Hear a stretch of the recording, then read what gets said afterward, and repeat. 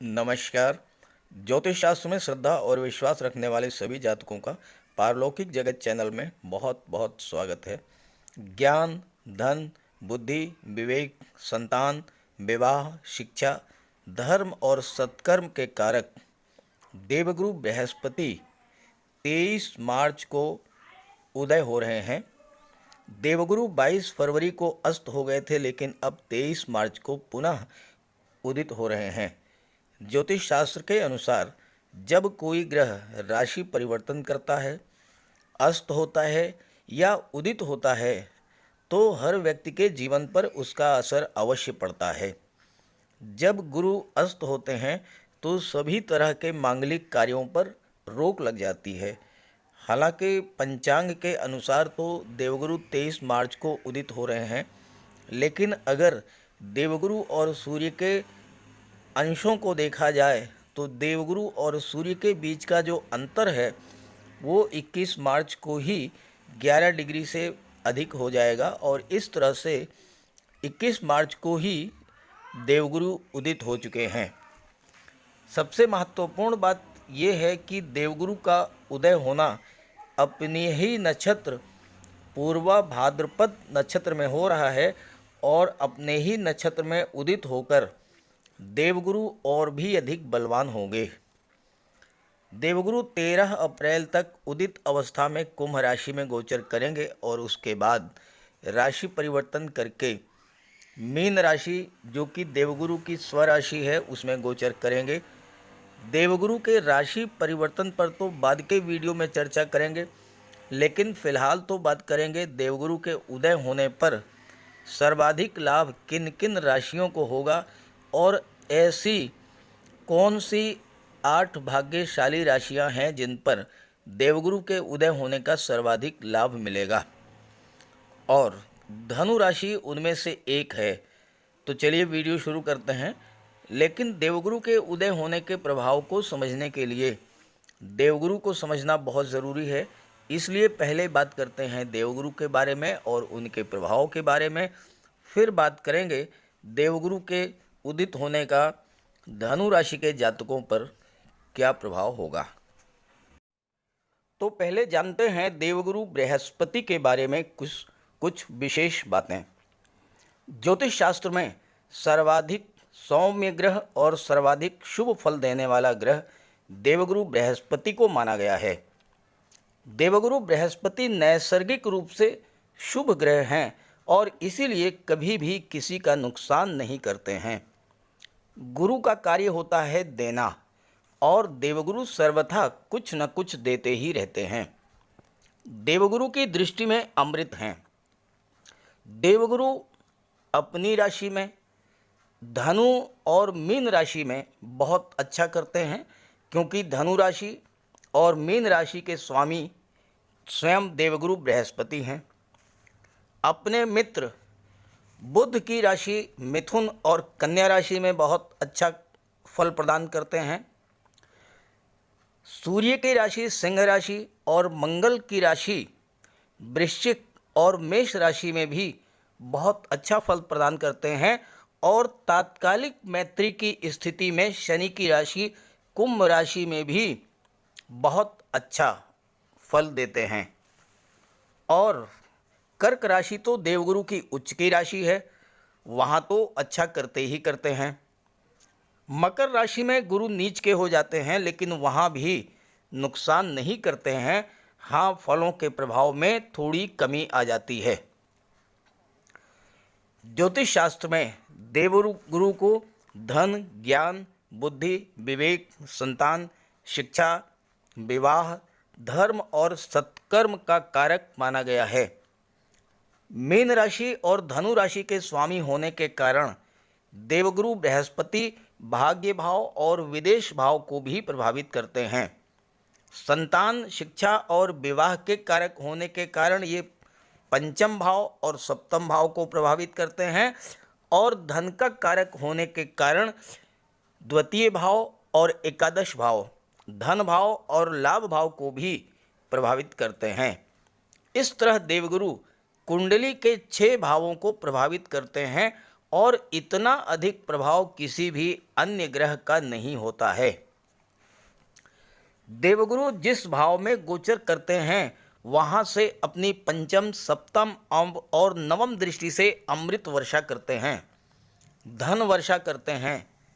जिन ग्रहों पर, जिन राशियों पर और जिन भावों पर इनकी दृष्टि पड़ जाए वो शुभ फल देना शुरू कर देते हैं। यहाँ तक कि देवगुरु की दृष्टि अगर राहु और केतु पर भी पड़े तो राहु और केतु भी शुभ फल देने लगते हैं और अचानक से बहुत बड़ा लाभ करा देते हैं। देवगुरु को प्रसन्न करना भी बहुत आसान है।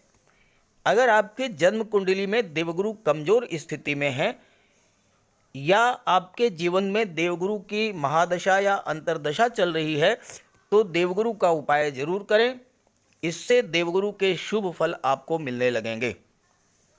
माता पिता, गुरु, वृद्ध जनों का सम्मान करें, उनकी सेवा करें, उनका आशीर्वाद प्राप्त करें। गुरुवार के दिन मस्तक पर हल्दी या केसर का तिलक लगाएं। स्नान करने जा रहे हों तो पानी में आधा चम्मच हल्दी मिला करके स्नान करें। घर में केले का एक वृक्ष लगा लें और उसकी सेवा करें। भगवान विष्णु की उपासना करें। हो सके तो गुरुवार का व्रत रखें। गरीबों की मदद करें। पशु पक्षियों को जल और भोजन दें। अगर ये सब कार्य आप करते हैं तो देवगुरु के सभी शुभ फल आपको प्राप्त होंगे। अब आइए विभिन्न राशियों पर देवगुरु के प्रभाव के बारे में चर्चा करते हैं। धनु राशि के जातकों के लिए देवगुरु का उदित होना अत्यंत श्रेष्ठ और सकारात्मक फल देने वाला है, क्योंकि धनु राशि देवगुरु की राशि है और धनु राशि पर देवगुरु की विशेष कृपा दृष्टि रहती है। देवगुरु का गोचर आपके पराक्रम भाव में हो रहा है और आपके लग्न के स्वामी और सुख भाव के स्वामी हैं देवगुरु। लग्न भाव के स्वामी होने के नाते देवगुरु आपके ज्ञान, बुद्धि और विवेक में वृद्धि करेंगे और आपका व्यक्तित्व अत्यंत भव्य होगा। वाणी ज्ञानमयी होगी, ओजमयी होगी और लोग आपको सुनने के लिए लालायित रहेंगे। आप लोगों का मार्गदर्शन करेंगे, लोगों की समस्याओं का समाधान करेंगे, लोगों को रास्ता बताएंगे और इससे आपका मान सम्मान भी बढ़ेगा और आपको धन भी प्राप्त होगा। लग्न भाव के स्वामी होने पर देवगुरु आपको राजा के समान सुख, संपत्ति, वैभव और प्रतिष्ठा देने में सक्षम हैं। स्वभाव से आप स्पष्टवादी, सत्यवादी और निर्भीक होंगे, क्योंकि लग्न भाव से आपके व्यक्तित्व, वाणी, व्यवहार, स्वभाव और आप किस क्षेत्र में सफलता अर्जित करेंगे इन सब का विचार किया जाता है। ऐसे जातक संतुलित व्यक्तित्व के धनी होते हैं और बहुत ही कम उम्र में महत्वपूर्ण पदों को प्राप्त करते हैं। चाहे वो शासन प्रशासन का क्षेत्र हो, चाहे वो राजनीति का क्षेत्र हो और चाहे कोई व्यापार व्यवसाय हो, हर क्षेत्र में बहुत जल्द, बहुत कम उम्र में बुलंदियों तक पहुंचते हैं। साथ ही पत्नी, मित्रों और संतान का सुख भी प्राप्त होता है। पिता, धर्म और आध्यात्म में आपकी श्रद्धा होती है और आपको राज्य से लाभ भी प्राप्त होगा। देवगुरु का गोचर कुंडली के पराक्रम भाव में हो रहा है और पराक्रम भाव में देवगुरु के गोचर के संबंध में ज्योतिष शास्त्र में कहा गया है, जीवे तृतीये तेजस्वी कर्म दक्षो जितेंद्रियः मित्राप्त सुख संपन्न तीर्थवात्रा प्रियो भवेत्। ऐसा जातक जिसकी कुंडली के पराक्रम भाव में देवगुरु का गोचर होता है वह अत्यंत तेजस्वी होता है, कार्य करने में दक्ष होता है, इंद्रियों को वश में रखने वाला होता है, उसे मित्र और संबंधियों, भाई बहनों का सुख प्राप्त होता है और वो तीर्थ यात्राएं करने वाला होता है। तो यहाँ पर देवगुरु आपके पराक्रम पुरुषार्थ में वृद्धि करेंगे और देवगुरु की दृष्टि पड़ेगी भाग्य भाव पर। भाग्य भाव के स्वामी हैं सूर्य और सूर्य और देवगुरु परम मित्र हैं। सूर्य राजा हैं और देवगुरु महामंत्री हैं। तो दोनों का संगम होने पर भाग्य और पुरुषार्थ का मेल होगा और भाग्य और पुरुषार्थ के मेल से आप बड़ा से बड़ा कार्य करने में सक्षम होंगे। आप अपने परिश्रम से अपने भाग्य का निर्माण करेंगे और जिस भी कार्य को शुरू करेंगे समाप्त करके ही दम लेंगे। और यही वजह है कि आपको हर कार्य में सफलता प्राप्त होगी।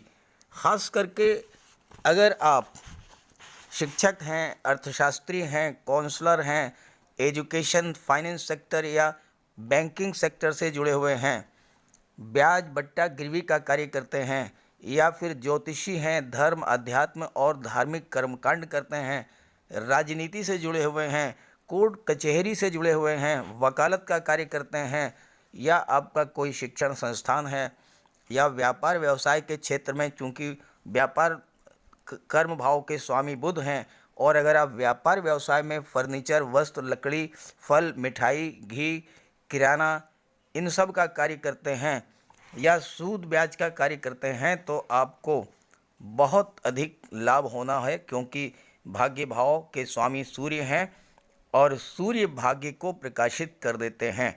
और ऐसा जातक मिट्टी को भी सोना बना देते हैं जिसकी कुंडली के भाग्य भाव को सूर्य प्रकाशित कर रहे हैं। नवम भाव से धर्म का, अध्यात्म का, पिता का और साथ ही साथ तीर्थ यात्राओं का भी विचार किया जाता है। तो शास्त्रों और धर्म में आपकी आस्था होगी, आप तीर्थ यात्राएं भी करेंगे और अपना कार्य अत्यंत चतुराई से करेंगे। हालांकि स्वभाव में थोड़ी कंजूसी होगी। यहाँ एक मैं बहुत महत्वपूर्ण बात बता दूं कि शनिदेव का गोचर धन भाव में है, सेकंड हाउस में है, और देवगुरु का गोचर पराक्रम भाव में है। देवगुरु और शनि में तात्कालिक मैत्री की स्थिति है। तो ऐसी स्थिति में ये आपके स्वभाव में होगा कि आपकी प्रवृत्ति धन को बचाने में होगी, धन के संचय की प्रवृत्ति होगी आपकी। एक एक पैसा खर्च करने से पहले आप 100 बार सोचेंगे और इसका परिणाम होगा कि आप महाधनी बन जाएंगे, क्योंकि लाभ भाव के स्वामी हैं शुक्र और लाभ भाव पर देवगुरु की दृष्टि भी पड़ रही है। तो ऐसी स्थिति में आपको हर तरह से धन का लाभ होगा। शुक्र आपकी तिजोरी भरेंगे और शनिदेव आपका बैंक बैलेंस बढ़ा देंगे। निवेश के लिए भी बहुत उपयुक्त समय है और आप गोल्ड में, शेयर में या प्रॉपर्टी में निवेश भी कर सकते हैं। पारिवारिक जीवन सुखद रहेगा। थर्ड हाउस से भाई बहनों का विचार किया जाता है, तो भाई बहनों और पारिवारिक जनों से भी आपके संबंध अच्छे रहेंगे। और विशेष बात यह है कि अगर आप भाइयों से संबंध बना करके रखेंगे तो आपको इसका लाभ मिलेगा। मित्रों और स्वजनों के सहयोग से आपको लाभ होगा। साथ ही विवाह भी आपका समय से होगा, चूँकि सप्तम भाव पर देवगुरु की दृष्टि पड़ रही है और सप्तम भाव के स्वामी बुध हैं जो कि देवगुरु के मित्र हैं। दाम्पत्य जीवन आपका खुशहाल रहेगा। लव रिलेशंस मैरिज में कन्वर्ट हो सकते हैं और घर के सुख सुविधा के साधनों पर आप धन का खर्च करेंगे, क्योंकि शुक्र का गोचर भी धन भाव में है। देवगुरु की दृष्टि भाग्य भाव पर पड़ने से आपको भाग्य का सपोर्ट मिलेगा। सरकार से आप सम्मानित हो सकते हैं, सरकारी अधिकारी हो सकते हैं और आपके अधीन बहुत सारे लोग कार्य करेंगे। और ज़्यादा इस बात के योग बन रहे हैं कि आपकी जीविका नौकरी से ही होगी। और अगर आपकी पत्नी की राशि वृश्चिक राशि है तो उनका अपना खुद का व्यापार व्यवसाय होगा, जैसे beauty parlour, dress designing, readymade garments या इस तरह का अन्य कोई कार्य। तो इस तरह से पराक्रम भाव में देवगुरु गोचर करते हुए भाग्य और पुरुषार्थ के सपोर्ट से आपके जीवन में बहुत बड़ा सफलता और धन प्राप्ति का योग बना रहे हैं। अब देवगुरु आपकी कुंडली के सुख भाव के भी स्वामी हैं, तो आइए इस पर भी बात कर लेते हैं। देवगुरु चतुर्थ भाव के स्वामी हैं। चतुर्थ भाव से भौतिक सुखों का विचार किया जाता है, माता का विचार किया जाता है, जन्मभूमि का विचार किया जाता है, ज़मीन जायदाद और प्रॉपर्टी का विचार किया जाता है। देवगुरु चतुर्थ भाव में महाबली होते हैं। देवगुरु के बारे में ज्योतिष शास्त्र में कहा गया है, किंग कुर्वन्ति सर्वग्रह यस्य केंद्रे बृहस्पति, अर्थात वो जातक जिसकी कुंडली के केंद्र के भाव में देवगुरु का गोचर हो वह जीवन में हर सुख प्राप्त करता है और कुंडली के अन्य भाव में स्थित ग्रहों के अशुभ प्रभाव का उन पर कोई असर नहीं पड़ता। गोचर में चतुर्थ भाव में देवगुरु आपके बल बुद्धि विवेक में वृद्धि करेंगे। आप अत्यंत वाक्पटु, ज्ञानवान, धनवान और प्रतिभाशाली होंगे और समाज में मान सम्मान प्राप्त होगा। परिवार के मुखिया के रूप में आप अपने कुल खानदान के मान सम्मान यश में वृद्धि करेंगे।